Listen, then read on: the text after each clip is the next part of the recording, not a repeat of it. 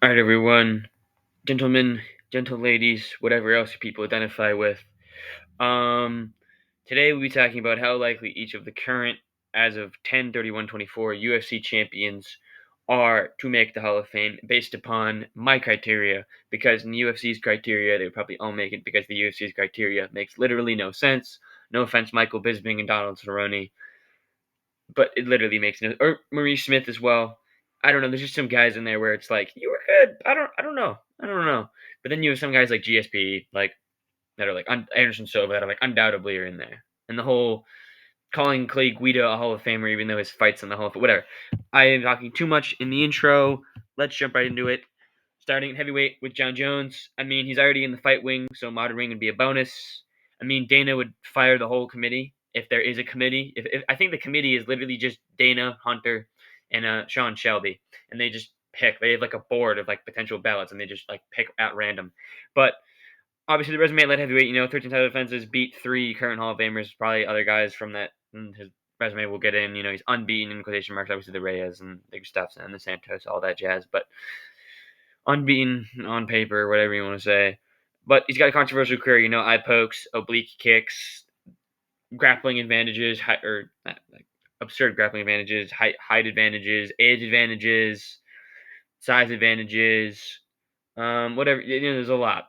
Yeah, injury advantages, spy in the camp advantages. A lot of things. But whatever. He's been popped 4 times for a drug test. I mean, in some sports, if you pop once, you can't make it to the Hall of Fame. Your records get a big asterisk over them. I think all of us do. I'm pretty sure. I don't know as a matter of fact. I probably should have fact checked it for this video, but you don't come here for quality. You come here for fun. So, um, I had to put a third thing on there. He's not a great heavyweight champion. I mean, Brock Lesnar's already better heavyweight than he is. Andre Arlovski's better heavyweight than he is. He just was a guy that had the belt, and even if he beat Stipe, it's like he fought a 42-year-old man with a hip that's torn out of its socket, allegedly. So yeah, you're not a great heavyweight, but it's just a light heavyweight resume that's getting him in. I needed to put a third point. I apologize. This is a fun one. Now I'll be a little more cheerful. Alex Pereira, he's a lock. Any criteria, any way you splice it. 2 division champion with 3 title defenses, only 2 years as well. He beat 5 former champions, 3 of which were light heavyweight champions. He's the only fighter ever to win the 185 and 205-pound belts. Now for like the cons, if there really are any, even though he's a lock. 37 years old. How much more does he got in the tank? Very limited legacy. Obviously, only 11-2. There are prelim fighters with more experience than him, but it's whatever. And then the grappling question mark, obviously, like can you take him down? Like obviously, will he be taking the whole grappling debacle, and he might lose his belt, but still, it doesn't matter. Even if he loses his belt right now, he gets stripped right now. He still makes the Hall of Fame if it's not for like steroids. But honestly, so you didn't know Jon Jones is gonna get in. So and Anderson Silva's in there, so you go pop for steroids. Fun little fact there. Middleweight, I have Dricus personally in my criteria in the close category, and I'll get into why. I mean, he's already beat 3 former champions, only 9 fights. He's undefeated, again, in quotation marks, the whole Strickland debacle, whatever. 77% finishing rate. That's a very good pattern. If he can keep finishing guys at a 77% clip and end his career at 30-2. That's a big. I don't know why I just said 30-2. I picked a random number. You get me? If he can add some other fights to it and keep up these finishes, I think it should be good. He's got a lot of names, like the Weidmans, the Bisbings, the Whitakers. I mean, there's a lot of names. There's a deep cut list at middleweight of guys. I think he's past the Rockhold, past the Carlos Newton, past the Evan Tanner. But I'm trying to think of other previous. Hey, Carlos Newton was not middleweight. He was welterweight. No, wait, hold on. I might be tripping out now. I know Evan Tanner was a middleweight champion. Whatever, forgive me. Strickland fight. It's got to redeem it. Like he has to win the. He has to beat Strickland either in a more convincing 4-1 decision or finish him and be like, yeah, I'm better than Strickland. No doubt. Don't think about it. And then I think if he loses his belt, let's say he hypothetically fought like Hamzat and Hamzat submits him, which I don't think will happen. But hypothetically, if that happens, I don't think he'll make the Hall of Fame. I think it'd be another Luke Rockhold type situation where you were like almost there, but just not enough, Um, Belal Muhammad, welterweight. I think it's unlikely. I mean, he beat Leon Edwards dominantly. That's cool. This is both. Oh, that's right. His toe just came in, so that's not good. But he booked a fight, so the activity was gonna be up. Championship cardio, he's got that. But he's 35 years old. It's a very competitive division. You got Jack Della, you got Shavkat Usman still in the fray. I mean, Hamzat said he wants back at 70, which why would you do that? You can't even make 85 without getting without getting the time limit extended. I don't know why you would do that. Who else is there? Buckley, Ian Gary. As much I hate to say it, Colby's not a threat, but like there's some threats. Leon might. I don't know. I don't think Leon's a threat. I think Leon's done mentally. I think it's gonna be tough for Leon to get the belt back. I don't think he has that championship mentality. No offense, Leon. And then his resume is kind of mid. I mean, his best wins, Wonder Boy, which Wonder Boy's good, but Wonder Boy's not like a Hall of Famer. Wonder Boy's not like a. I love Wonder Boy. Wonder Boy is in my top 3 favorite fighters. I'm not kidding, but I don't think Wonder Boy is a Hall of Fame win because you have to put a lot of guys in there. He's good. It's a good win. But he needs like a Hall of Fame win, like an Usman or the Shavkat, but with the question marks. I don't know who beat Shavkat. I feel like Shavkat would be a Hall of Fame win. Even if he beats Ian Gary, I mean, he took someone's 0 away. I mean, I don't know if there's any crazy robberies or anything Ian Gary's had, but like hypothetically, the foot all heals up, or yeah, winner of Jack Della Usman fights Shavkat for interim. Shavkat hypothetically wins it here, and I think Jack Della would win, but fights. Let's say this is a Hall of Fame path, by the way. What I'm doing, he beats Shavkat, beats Ian Gary. Usman gets a weird Korean zombie title shot and he beats Usman. I think Belal, you can start to have the conversation about Belal in the Hall of Fame once he does something like that. You know, Islam Makhachev, obviously, a lock, beat a former champion. I put a little asterisk there because technically he beat Volk, but Volk was a 145 champion, so he's beat Oliveira and Volk. He's beat high level competition though. I mean, Drew Dober's a pretty solid win. Poirier, even though he's not a champ, Poirier's got the best champless resume in lightweight, maybe even ever. He's basically undefeated. He's been on a ginormous win streak, so you can call him undefeated, I guess, if you want to. But Adriano Martins, attaboy, shout out you if you're watching this video. He's pound for pound number 1 in a pretty good era of the UFC, and that'll definitely be something they'll bring up. They'll bring up if he gets inducted, when he gets inducted, they'll bring up the whole like pound for pound debacle with Pereira. And Anik will have some line. Anik's smart about that stuff. The cons, I mean, he's tied with Khabib, Benson Henderson, BJ Penn, Frankie Edgar, and title defenses, but I think Benson Henderson has to get in first, then he can get in. That's just the only thing. I mean, 2 of his 3 title defenses were pretty close. I mean, the first Volk fight was very close. The Poirier fight was very close. I mean, another thing we can bring up is 2 of his title defenses are against featherweights, one of which was a layup fight on short notice, but let's just brush that aside for a little bit. I mean, I think he stands out amongst the Khabib, the Henderson, the BJ Penn, and the Frankie Edgar, and the Charles Oliveira, obviously because he beat Oliveira. I don't know. I think he's pretty much a lock based off my criteria, and it's kind of based off the UFC, what the UFC will do. But still, there's some still things we brought up, but still a lock. 3 title defenses tied for most. He'll probably pick up at least a 4th, I think. I don't know if he'll get to 5 or 6 range. It's a little ludicrous for lightweight, but definitely a 4th I could see. Featherweight, this was very conflicting for me. I like Ilia, not a fan. Never been an Ilia fan. I can't forgive him what he did to Volk, but I was gonna put him in that lock category, but he's close. And hear me out. You're gonna go, it's crazy. He's finished 2 of the 3 possible featherweight goats. Do not have him fight Aldo to test that 3rd one. Just don't, please. 75% finishing rate in 8 fights. Some of the DDP thing. It's a good clip. Keep finishing people, and he's still getting better. Like the biggest criticism we had going into him was his defense wasn't that good, and more specifically his kick defense wasn't that good. I don't know if you saw the head kick Max through that first round. He was right there, blocking it. Got that hook, the same defense you do for the hook. You grab the back of your head, nice and tight, keep it by your ear. Did that, pop, hit the kick pretty clean with the defense. It was good. It was a surprise from Topuria. His boxing looked a little cleaner. His head movement looked a little cleaner. English got better, obviously, but he's getting better, which is crazy. He's 16-0. Basically beat the 2 of the best ever in his division, and he's getting better. Now here's where it gets tricky. So Topuria said he wants to retire early. Not helpful at all because, this is where we'll get into it, he didn't clean out his division, and I think that will ultimately keep him out of the Hall of Fame if he were to just quit right now.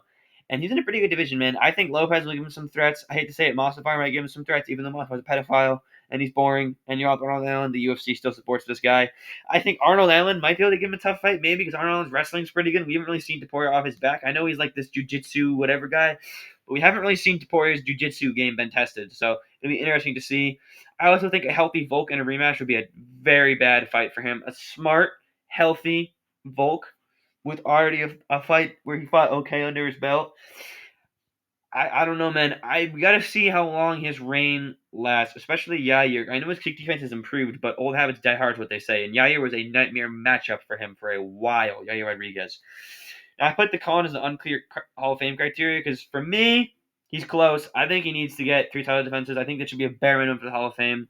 If you are a champion, you should have 3 title defenses, bare minimum. Unless you have some exceeding record like Bisping, who has the most wins at middleweight, and your second title defense is a rested George St. Pierre. So I think in the extreme circuit, I think generally though it should be like 3's the bar, 3 you get in.